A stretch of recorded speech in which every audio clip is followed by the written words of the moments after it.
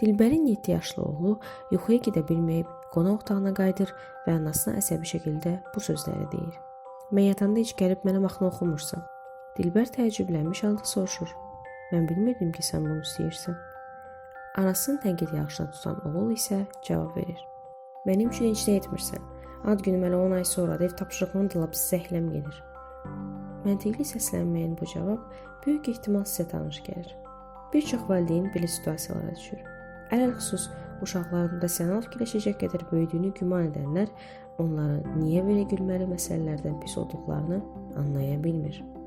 Uşaqlarla rasional bir şəkildə məsələni həll etməyə çalışırlar və təbii olaraq səhvə yol verirlər. Dilbər oğluna, necə yəni sən üçün heç nə etmirəm, bəs o gün sən aldığın oyuncaq nə idi? Və ya ev tapşırığını elə ya belə eləməlisin, ad gün barəsində isə edəcəyim heç nə yoxdur, deyə bilərdi. Həmin an sağ beynin oyuna gələn, sol beyin o qədər aktiv olmayan və hər iki beyin arasında balans yarada bilməyən uşağı belə sol beyin cavab ancaq daha da qəzəbləndirə bilərdi.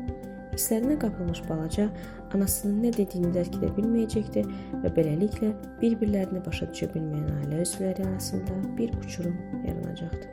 Sonda hər iki tərəf titrəcəkdi. Ancaq Dilbər bunu etmədi. O, bax qur və yönləndir strategiyasından istifadə elədi. Oğlunu qucaqlayıb ona bu sözləri dedi. Sənin haqqında heç vaxt unutmuram. Sən həmişə mənim ağlımdasan.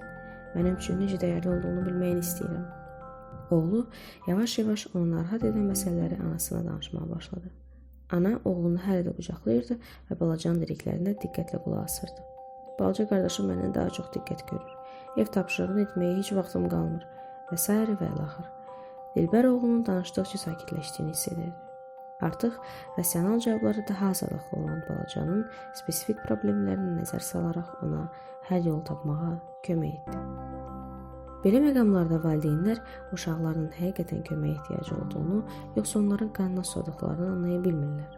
Elə düşünməyin ki, uşaq sizi hər hansı yolla manipulyasiya edir. O sadəcə eşidilmək istəyir və sevildiyini yenidən və yenidən bilmək istəyir. Dilbərin oğlu ilə məsələni yoluna qoyması 5 dəqiqədən az vaxt aldı.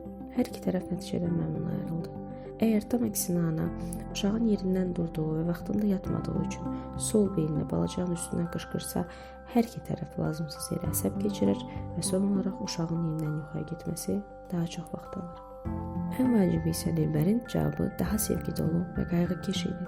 Uşağının problemləri ona mənasız gəlsə belə, oğlu həqiqətən də özünü pis edir və dünyanın ədalətli yer olmadığını düşünür. Balacanın sağ beyni ilə emosional bağlantı quraraq Dilbər oğlunun hisslərini anladığını ona göstərdi. 1-ci addım. Sağ beyinlə bağlantı qur.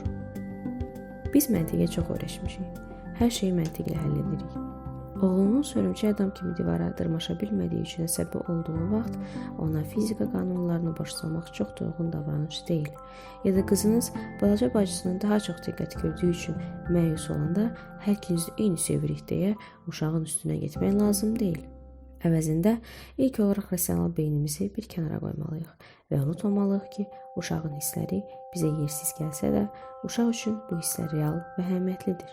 Balacanın hisslərinin bizim üçün də real və əhəmiyyətli olması mütləqdir.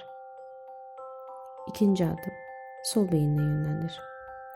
Ancaq uşaqla emosional bağ qurduqdan sonra ona nələrisə məntiqli başa salmaq olar. Uşağın etdiyi hərəkəti və ayağına gələn fikirləri uşaq sakitləşəndən sonra onunla müzakirə edin.